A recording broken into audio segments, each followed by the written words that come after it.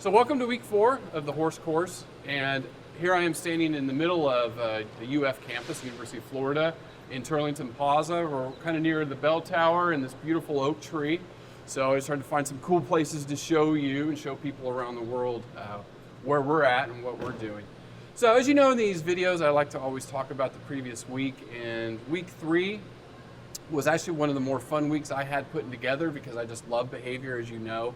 And being able to show off some of those videos that White Oak let us take and use for this class. So thank you to them, of the Somali wild ass, and then some of the other videos we shot of the gates and stuff. So I really hope you enjoyed that. Now heading into week 4, we're going to jump into nutrition, and we'll talk a little bit more about that here in a second. Just a couple shout outs on the discussion boards. The discussions this week have just been fantastic. Just today we were talking about stallion behavior and stallions being by themselves, stuff like that. So I jumped into that discussion. I found that pretty interesting. And Helen Hornsby from Australia. So hey Helen, down under, you had a really great question this week, and that was what gaits are horses in when they're swimming? So that generated quite a bit of discussion, and if you want to know the answer, you can go to the discussion board and look that up. We also had discussions. Joanne Kozlowski from Massachusetts, she had a thread saying, help, my 6-year-old thoroughbred yesterday did this, and this, and people had some training issues. So people were jumping in, helping her. I mean, just to see the community come together, that makes me excited about this class. That is really, one of the major reasons I wanted to put this together, was to have people interact from around the world and share their experiences. And I'm learning a lot myself, from people from different parts of the world and what they're concerned with and what issues they're facing. So, as we develop this course further, I'm keeping that in mind, especially for round 2 and round 3 of the horse course as we go forward.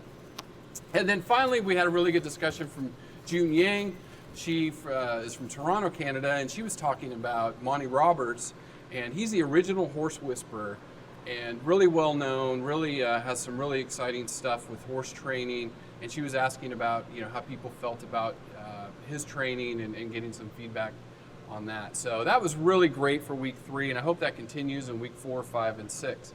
Now with equine nutrition going into this week, I'll preface this week with, if you really want to know more about equine nutrition, because it's probably one of the most important topics, my experience when I was the state equine specialist in South Carolina here in the United States for a few years, was nutrition was the #1 concern of horse owners. So I really feel like this week's probably the most important of the 6 weeks.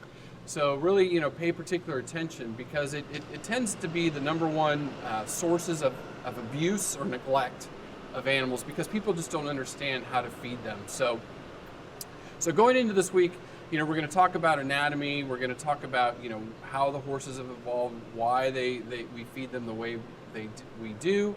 We're going to talk about what we feed them.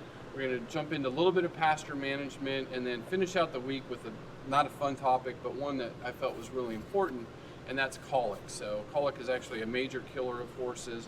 It's talking about digestive upset and why they get colic and what you can do if your animal does suffer from colic.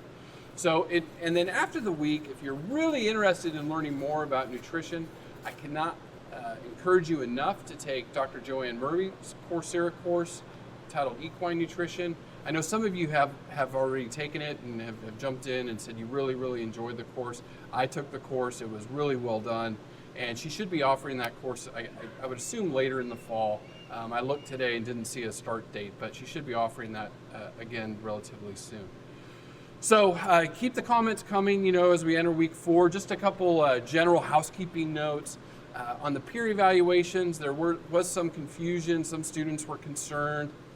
I tend to think you were overthinking it. Just keep it simple. Look at the grading rubric. We kept the grading rubric simple.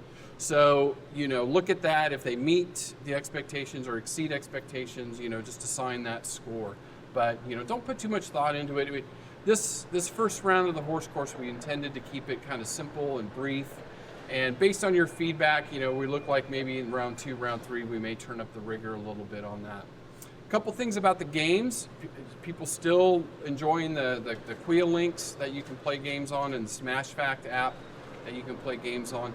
For the Quia links, again, you do not need a login or to register for the website. Just click on that link and begin playing the game, okay? And then for the Smash Fact app, a question came up this week as far as the images and them getting cut off. Just with the app, you can actually just press on that image and it will go full screen. You can see the image as it pauses, press it again, and then answer your question. So that's it for entering week 4. I'd look forward to hearing your comments, and I'll see you again next week.